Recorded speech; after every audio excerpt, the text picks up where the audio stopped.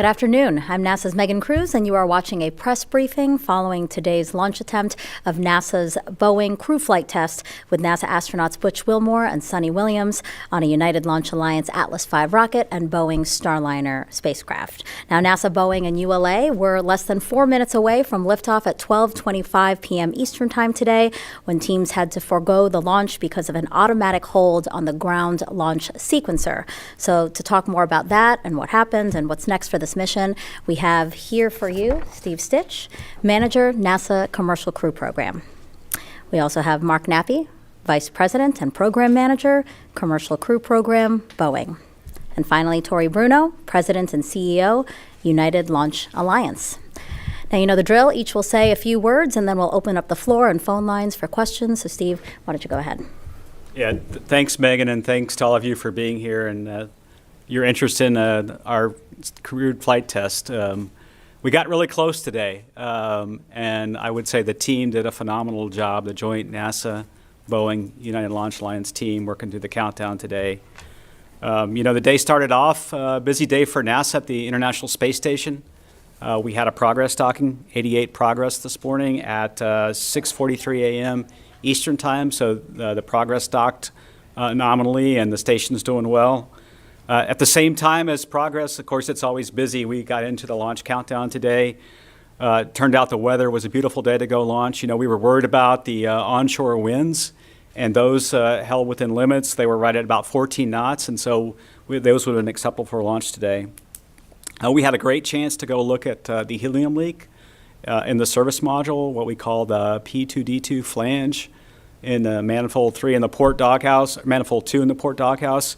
And we looked at that leak today, and that leak looked like it was about half of what we saw before. So, we talked about it being on the order of 80 psi per minute in that manifold. Today, it looked like it was around 40 psi per minute.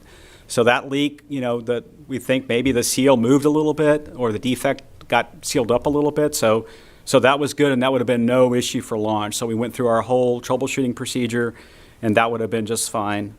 I would say the launch vehicle did great. The Atlas and Centaur did great.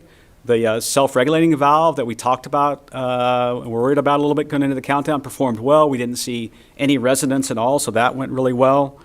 We did have a couple of items that we worked in the countdown, and Tori will talk more about those. We stopped in the topping phase on the Centaur. We had a little bit of a failure on the ground side, I would say, in the command and control system for those valves that are on the ground. And the ULA team did a magnificent job working through that. We got into a good configuration there. And then, right before we got into the final phase of the count, went off of ground power onto spacecraft power. We saw a little bit of a swap in the cabin fan, a little voltage sag. The ground team did a great job of troubleshooting that. We verified both fans were good, and we got those in a good config for launch. And then, of course, we got inside 4 minutes, and then we had a problem with the ground launch sequencer, and I know Tori will talk more about that. I know it's a little disappointing. We were all excited. Butch and Sunny were excited to go fly. This is kind of the way spaceflight is. This is my 37th year at NASA today, and been doing this human spaceflight for, thank you, a long time. And every time you go to the pad for a crewed flight, or really any flight, you've got a chance of scrubbing. So the team took the right steps. We weren't ready to go today, and Tori will talk more about that, and I'll turn it over to Mark Nappy now. All right. Well, thanks everybody for coming out this afternoon. The spacecraft and the launch team really did a great job today. The spacecraft performed extremely well. Steve talked about the helium system. It turned out that when the system was brought up, the team looked at the information really quickly, got us the leak rates, and ended up being no action required. So that's what we expected. On the cabin, on the suit fans, as we went from ground power to spacecraft power, a slight increase in voltage.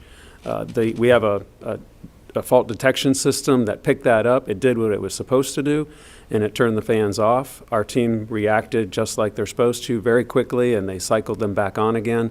So that worked just as we would like it to. For tomorrow, or whenever we try our next launch attempt, we'll have that figured out, and we'll either let the same thing happen and see if there's the same voltage, or we'll just go in and turn them off and turn them back on again. So the team's working that, and we're fine for the next attempt. We're in a 24-hour scrub turnaround. We're trying to preserve that opportunity, and we'll stand by while ULA does their troubleshooting, and then we'll take either that opportunity or the next one to come. Like Steve said, this is the business that we're in. Everything's got to work perfectly, like we've talked before. Today we got really close. It didn't work for us. The team's very professional. They're in their 24-hour scrub work turnaround right now, and when we're ready to go, they'll be ready to go. So I'll turn it over to Tori. Thanks, Mark. Well, as Steve said, the vehicle performed beautifully, and we really had nothing to talk about on the vehicle itself. I also felt that the NASA, ULA, Boeing teams work really well together, which is important as well during a count. We had 2 events on the ground system, specifically that system that is housed inside the shelter at the base of the pad. So when you see the rocket roll out to the pad and the P-vans continue going into a building, it's in that building that we're talking about.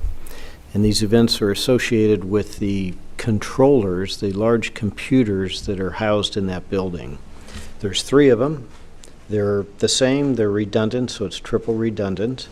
The first event that we talked about had to do with the ground side topping valves. That one of those 3 racks was not commanding them to be open when we wanted them to be open. It is triple redundant, so we never had an issue with crew safety or with safety to the vehicle, but we worked through it and we switched the primary control to a different of the 3 racks, which is acceptable for that system. And so topping continued, and we never really deviated from that. As we get down to terminal count, then we do a health check of other systems, and one of the key systems there is a different card in the 3 racks that controls what is referred to as a launch sequencer. And that's a computer that controls things like retracting umbilicals and the pyro vents that release the bolts at the base of the rocket, so that when ignition happens, the rocket is free to fly away and do its job. And for that system, we do require all 3 systems to be running, triple redundancy. And to assure that, each of those 3 big racks, those 3 big computers, do a health check. And they monitor to see that those cards came up when they were commanded to come up and begin doing their job. 2 came up normally, the 3rd one came up, but it was slow to come up. And that tripped a red line that created an automatic hold, because although the health system did not note that it came up anomalously, it took longer, and so something is not correct. This is an instantaneous launch window for us because of the unique crew safety trajectory we fly. We're not able to use our famous RAN steering like we do when we take cargo to the space station. And so as a result of that late in the count, that ended up scrubbing the mission. What will happen next is to gain physical access to that computer and determine why that occurred. We can't get in there until we're done defueling the rocket, which is followed by making sure there's no stray hydrogen inside that building so that it's safe for people to be there. Then we'll go in and we'll troubleshoot it. So we are probably not less than, say, 3 or 4 hours from understanding what occurred. And if it's as simple as replacing a card, we have spares for everything. And we would do that. We would test it, which is required, and then be in a position to support a recycle for tomorrow. If it's more involved than that, or it just takes longer to get through all of that, then we would move to the backup day on the 5th. And as you know, we're set up for a backup on the range on the 6th as well. Weather for all 3 of those days look good. And so we'll know more, much later this evening. Thanks, all 3 of you. Okay, so for those in the room, raise your hand, wait for a microphone to get to you, and then for those on the phone, you can get into the question queue by pressing *1. So Marsha, go ahead over here. Marcia Dunn, Associated Press for Tory. It sounds like a hardware issue. Is that your best guess, or what's your leading suspects at this point with this third computer? Yeah, the leading suspect would be either a hardware problem or a problem with the network communication between these, between the three computers and the system that interrogates them. But we won't really know until we get physical access and can troubleshoot that one rack that has this one card that came up slow. Okay, over here, right behind Marcia. Hey, thanks. Chris Davenport with the Washington Post. Tori, when you're talking about a card, I wonder if you get a little bit more information about what you're talking about in terms of that, if that's what that entails. Thanks. Absolutely. So you should imagine a large rack that is a big computer where the functions of the computer as a controller, we call it a RIC,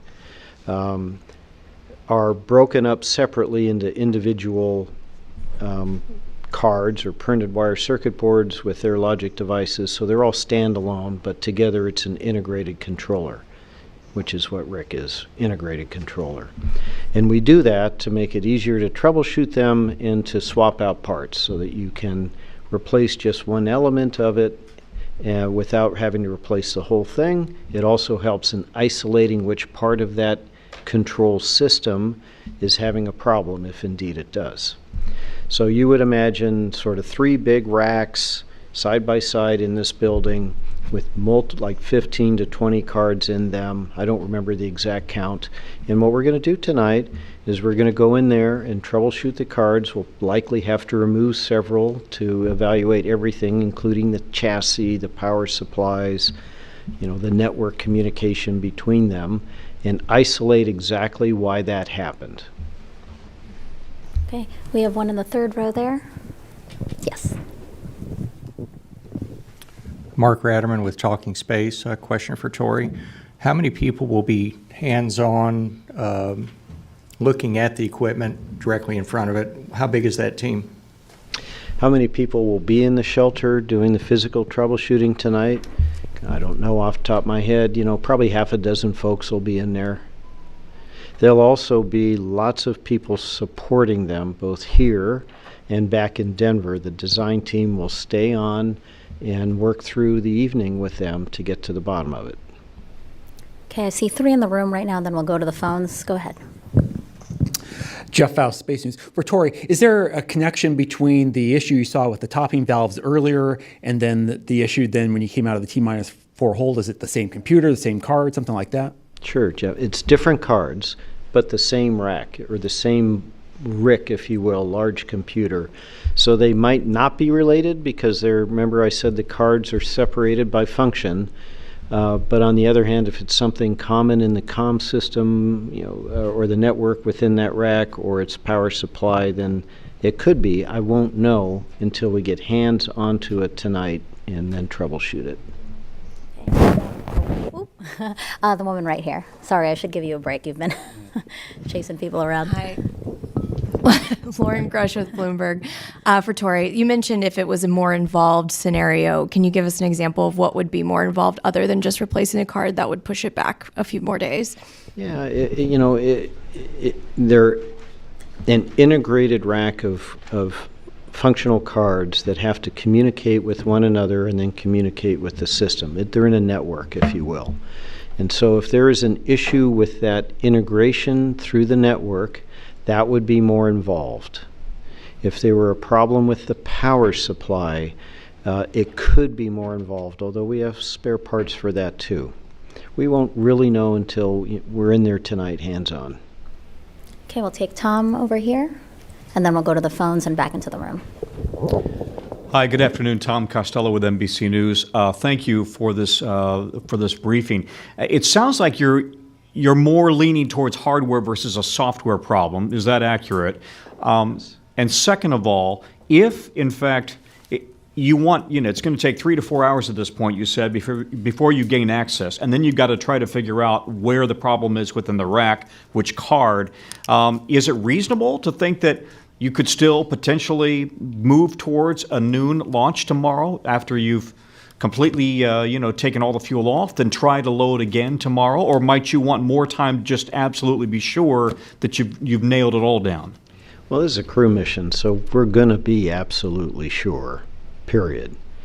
Is it possible to be absolutely sure for tomorrow? Yes. If it's a simple matter as we examine the card that is the launch sequencer and find that it had, a piece of hardware, a component, for example, that reached the end of its life, then it would be a simple matter of replacing it, and we would be able to support it. We have to put our crew back on console by 12:30 or so this evening. So that's sort of how long we have to do that. And again, if we can isolate it right away, we have spare parts here, we'd replace it and we go. Again, if it's more involved, then we would not be able to go. At what time do you expect to make the call? Sorry, do you have an idea of when you make the call? It'll be late tonight. It depends on what it is. If it's very obvious and it doesn't involve the systems that are utilized between 12:30 and, say, for example, heading into terminal count, we'd have more time. Obviously, we can't have people there when we're fueling the rocket. Thank you. And if we're moving off the launch date, we'll get the word out tonight to you guys. I know you guys would like to know, and everybody would like to know. So if we're moving the launch date, we'll try to get word out tonight. Absolutely. All right, let's go to the phones as promised. So we have Bill Harwood, CBS News. Hey, thanks very much. This is also for Tori. We've been told that obviously you guys have to replace some batteries if you don't make it off the ground by, I guess, Thursday. Are those flight termination batteries? And I was just wondering, where are they located? Do you have to roll back to the VIF to do that if you have to? And how long would that add to the processing flow if you have to, in fact, change out the batteries before if you don't get off between now and then and you have to change out those batteries? Thanks. Yeah, sure, Bill. So we're good through the backup day on the 6th. Beyond that, we have to evaluate it. And if we do have to change batteries, we will roll back. And it's about a 10-day cycle to go do that. Okay, back here in the room. Over here. Hi, Ken Kramer, Spaceflight Now. For Tori, what is the history of these cards and them having faults in them and having to be replaced over the course of the Atlas program? Yeah, they've actually been very, very reliable. It's not unheard of to replace a card. You could imagine that all of these cards, that entire rack, all 3 redundant racks, were tested as part of the sequence leading up to the launch. They were all good. They all function nominally. They've all been used before. So they've never failed? No, I didn't say that. We've had card failures in the past. I don't personally recall whether this specific card has failed, but they're pretty reliable. We've been flying them a long time. We haven't had very many failures. I don't know that it's a card failure. Once again, I don't know what it is until we get people in there tonight and are able to examine it. Thank you. Let's go back to the phones. Micah Maidenberg, Wall Street Journal. Thanks so much. I suppose it's for everybody. Could you just say a little bit more about, what it was like for the teams getting so close and then having it go the other way today? Thanks. I can start off, and then we'll let Mark and Tori add. I mean, I think every countdown that I've been a part of, and many in my career, is a little different. I mean, this one, there's always things that have to get resolved in the count, and today it was certainly one of those kind of countdowns where the ULA team did a great job. When we couldn't get into stable replenish, when we had the failure, they did a great job working through that and getting to that point. It's always exciting to get the crew in the vehicle and watch that happen and watch Sonny and Butch get on board, and then getting the hatch closed and then the pressure checks, and then you get into the final phase of the count. And for me, I've been there too many times where you get a little excited. I think everybody's excited. Everybody wants to see the flight go, and then it doesn't happen. But then what really kicks in, and what I saw over in the control room and listen to the loops in Houston, is that everybody's very professional and they're used to it. The ULA team moved right into what do they need to do to safe the vehicle and put the vehicle in a good config. Mark's team, the Starliner team, getting the abort switch off and making sure that we had that in a good config for the crew. making sure the vehicle was safe, going through all those steps. And so there's disappointment. It's human to be a little disappointed, but then, you watch the team kind of get into action, safe the vehicle, and then you listen to the loops, and they're talking about what potential the potential cause could be, and that's what Tori's team is doing right now, is going to go and look at the rack and get their hands on the system and look at the data from today. Is there anything they can glean from the data? So it's disappointing. Everybody's a little disappointed, but you kind of roll your sleeves up and get right back to work, and I'll see what Mark has to add. I would agree with Steve. I'd kind of use the analogy of sports. When you're playing a game and you get a bad call, you're a little irritated at first or a little frustrated at first, but you immediately focus on the next pitch. And that's what our teams do. They're focused on the next pitch. As soon as we went into the launch scrub, the launch turnaround, I looked out into the control room, and everybody had their heads down, working the procedures to get ready for another attempt tomorrow. The technical guys were looking at all the data that they had so far, and they're scanning the data to make sure that nothing else was out there for us to go work. So the team's professional. They just work to the next play. Tori? Yeah, you guys have said it. The disappointment lasts for about 3 seconds, and we've been at this a long time, and then you just immediately get busy and do your job. And we'll be back. Joey? And then we'll bounce back to the phones. We have a couple on the phones as well. Thanks. Quick one for Tori. Is it, just so I'm clear, is it accurate to call the 3 cards separate computers, or is it all part of a single computer? 3 big computers. Each one has several cards in it. And the reason it has several cards is because we separate the functions that you would observe being done through the count. So there was a card that controlled topping valves and other systems similar to that. This card controlled the launch sequence, which is removing all the things that are trying to hold the rocket on the ground before the rocket ignites. And this was that card within this big computer that had all those functions separated into different cards. There's 3 of those computers. They're redundant. Some of those systems majority vote. Some of them just require 1 to work. This one requires all 3 to work before entering terminal count, so that we are guaranteed statistically of having not less than 1 of them properly functioning at the moment of ignition. For Steve, real quick, if it launches tomorrow, what docking time would that be on Monday? Yeah. Of course, tomorrow, the launch time, if we go tomorrow and we've got to get through the troubleshooting, would be Sunday, June 2nd, 12:03 Eastern. And it's about a 24-hour rendezvous. So the rendezvous is Monday, June 3rd at about 1:05 Eastern or so. Okay. Back to the phones. As promised, Stephen Clark, Ars Technica. Thank you, Stephen Clark, Ars Technica. Just a question for Tori. I know you guys did not do a web rehearsal for this particular launch. If you had done a rehearsal, was there a chance this rack card issue could have been discovered as you came into the final limits of the accounts? Possible, but unlikely. This system was tested during the run-up to this launch, and it passed those tests and functioned completely nominally. So it chose not to do that today. If there had been a WDR, I don't know whether it would have chosen to work that day or not.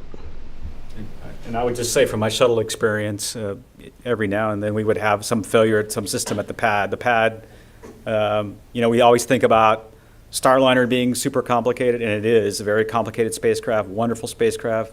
The launch vehicle, both the booster and the Centaur are complicated, but the ground systems are equally complicated.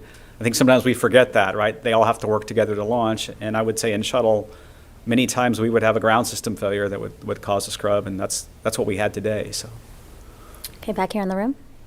If we can get a microphone to, thank you.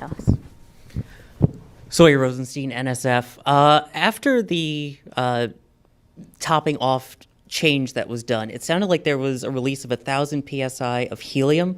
I was wondering if you can kind of talk about what happened and if you know the cause of that particular release. Sure. So part of the sequence of moving that functionality to the other 2 cards and not using that first card in the rack did also vent the helium bottles, which we then had to recharge. It's a routine operation. I will say the only thing painful about that is the price of helium went up almost 10 times over the last 2 years, so we wince whenever we vent helium. But apart from that, it was a routine thing, and we simply recharged the bottles. All right, back to the phones. Irene Klotz, Aviation Week. Thanks, Megan. Tori, would the 3 controllers be required if this was not a crewed launch? And in general, how much tighter would you say the launch commit requirements are for flying Atlas V with crew versus like your national security payloads? Yes, Irene, we work very hard to have high mission reliability on every mission because they're all critical. The difference between this and a satellite mission that didn't have people on it, a satellite still requires all 3, redundancy to enter terminal count. However, we would have 2 things would have been different. One, we almost never have an instantaneous launch window when we are not launching people. This is a very unique and special trajectory that protects the safety of the crew by allowing them to have a free Earth surface routine all the way through Atlas's powered flight. And we're not able to do the things that create these big launch windows that we're more known for. So we would have had more time to look at the event. And during that time, knowing that there was no crew present, we may have arrived at a conclusion that it was worth proceeding with dual redundancy versus triple. It depends on what we were able to assess during that time. I don't know because that's not this circumstance. But with crew present, that was an unacceptable condition. And we were not going to make that decision in a few seconds, which is really all we had. Okay, in the front row here. Thank you. Faith Abube with ABC News, and this is to all of you. Considering this mission is now years behind schedule and with all the setbacks it's had, what do you tell anyone out there who's losing faith in this mission? Yeah, I'll start and then we'll see if Mark has anything to add. We are really excited about bringing Starliner on board the Commercial Crew Program and the International Space Station Program. We really would like to have and need 2 redundant space transportation systems. And, it's really important to us to have that. And, you could see today how close we are. We are really close to having this capability ready to go launch. We were 3 minutes and 56 seconds away from that with a Starliner spacecraft that was ready to go and an Atlas launch vehicle and Centaur upper stage that was ready to go. So the vehicles were ready. We just happened to have, an unlucky ground card problem. So we're really close to being ready to fly this mission and then go through our certification. And we're excited to go embark upon that. And we'll fly when we're ready, and it should be soon. So. All right, on the phone, David Curley, Full Throttle. A question for Tori. Have you ever had this happen before? You've had a lot of launches of this rocket. And if not, why do you think it is this one potential computer? Did you actually see signs that it was booting up slowly or responding slowly? No, we didn't see any anomalous behavior with this card. The first indication of this event, again, was at the sequence just prior to T0, or I should say to terminal count T-4 that allows us to enter that, is powering up. As I said, 2 came up nominally right away. The third one was about 6 seconds slow. That it came up and it was functioning, but that in itself was an indication that something wasn't correct, and that's why the automated system tripped on that. We have seen card failures in the past. I don't recall if we've seen this one fail in the past. They are relatively rare. This is the 100th flight of Atlas, so we haven't had more than a handful of these over the years. So it's not a common occurrence, but neither is it something that's unheard of. Okay, back here in the room. We'll go here. You've been raising your hand, yes, and then you. All right, thanks, Richard Tribou, Orlando Sentinel. This question is for Steve. How deep into the summer can this mission push without running up on the other ISS traffic? And what is the timeline for certification after landing?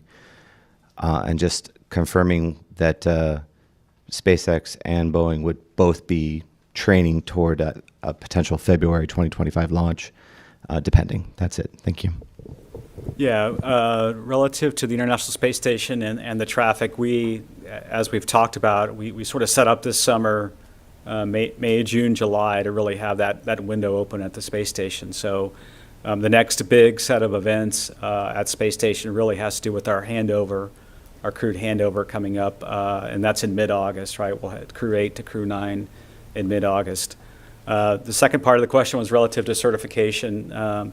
We'll have to work with Mark after the flight. You know, we had it laid out when we were in early May.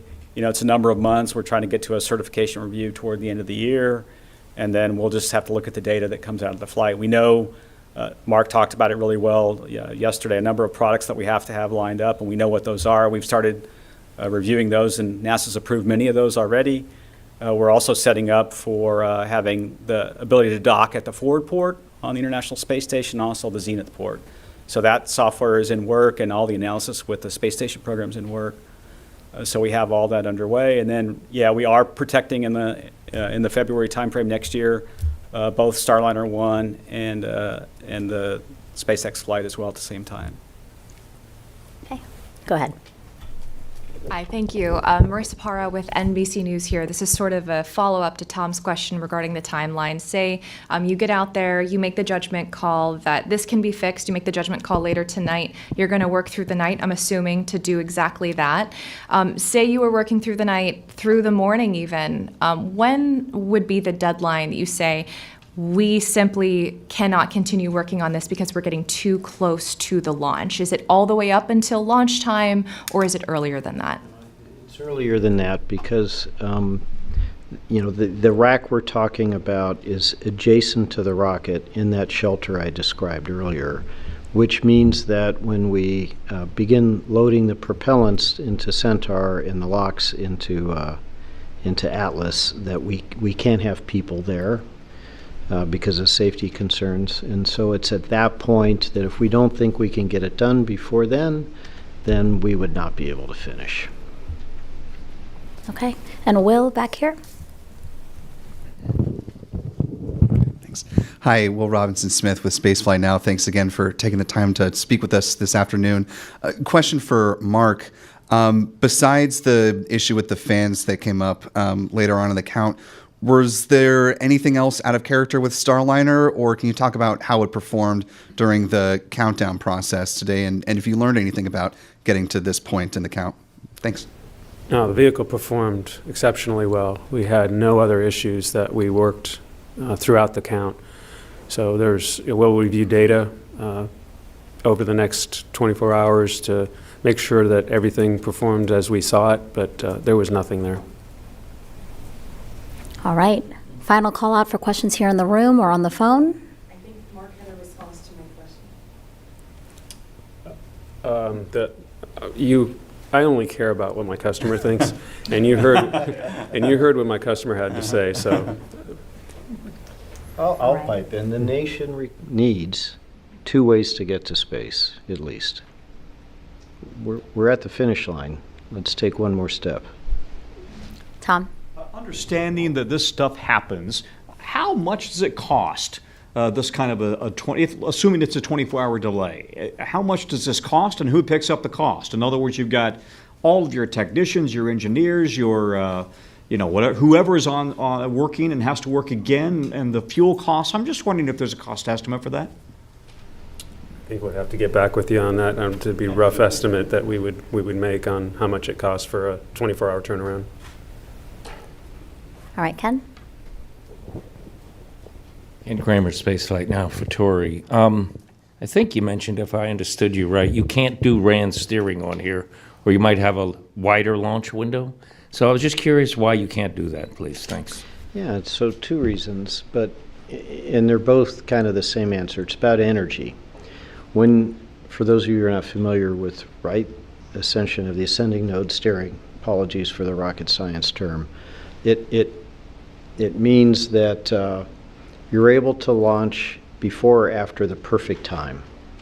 And there's always a perfect time because it's a rendezvous. The pad is moving at 900 miles per hour. You're all moving at 900 miles per hour right now. And the space station's going more like 17,500. And so it's an intercept. And so when those orbital planes go up, that's the ideal time, and it takes the least amount of energy to do that. Because we're flying the trajectory we are, uniquely associated with crew safety, something, by the way, we've never done before the prior Starliner missions. It's suborbital. We're used to going to orbit. But this allows us to fly low and flat with a lot more thrust. That's why there's 2 RL-10 engines on the upper stage instead of 1, so that we've never had a what NASA would refer to as a blackout period where it would not be safe to separate, God forbid, in an abort and have the crew safely return to the Earth. And in fact, when we get done, we haven't given the Starliner enough energy to get all the way into orbit and go to the space station. It then lifts itself. So between the amount of energy it takes us to do that and the energy limits that are on the Starliner to be able to be dropped off somewhere to do that, we're not able to do RAN steering, where we would launch either before or after the ideal time, because that also takes energy as well as some sophisticated guidance algorithms. So this is like everybody else who goes to the space station. We're used to having that 25, 30, 35-minute launch window when we take cargo, because we don't have to do that for cargo. But we don't have that luxury here, and it's about safety. It's really about the ascent aborts, right? We NASA wanted a very robust abort system should something happen to the rocket. And so, what Tori talked about is the trajectory has been optimized, how the Atlas flies, so that at any point, if the Atlas has a problem, Starliner can separate, fire its engines, whether it be the launch abort engines or the OMAX, separate, and then not pull too many Gs and have a safe entry and land in the water, and we'll go recover them. So it really is about crew safety, as Tori said. Hey everyone, thank you for your questions. We really appreciate your interest in this mission. Before we wrap up, we do want to go over the launch attempts on the 5th and 6th, if you want to do that. Yeah, I will provide the 2 different launch times for June 5th and June 6th, should we get into those. Of course, June 5th is 10:52 Eastern. And again, the rendezvous is about a 24-hour rendezvous, so you rendezvous approximately 24 hours later on June 6th. And then the June 6th launch time is 10:29 a.m. Eastern. Again, rendezvousing about 24 hours later on June 7th. So thank you very much. And for those interested in the launch broadcast, we always start around 4 hours before launch so we can capture the crew going in for suit up. All right, again, thank you so much again for your questions. And as you heard our folks here on the dais say, we should know a little bit more in a few hours, 3 or 4 hours or so. So we hope you keep in touch with us and check out our updates on our blog. So we'll pull that up now for you. It's on the screen, blogs.nasa.gov/Boeing crew flight test. We have a lot of blogs. I almost read the wrong one, but it's that one on the screen, blogs.nasa.gov/Boeing crew flight test. Again, stay tuned, please, and thank you for your interest, and have a great afternoon.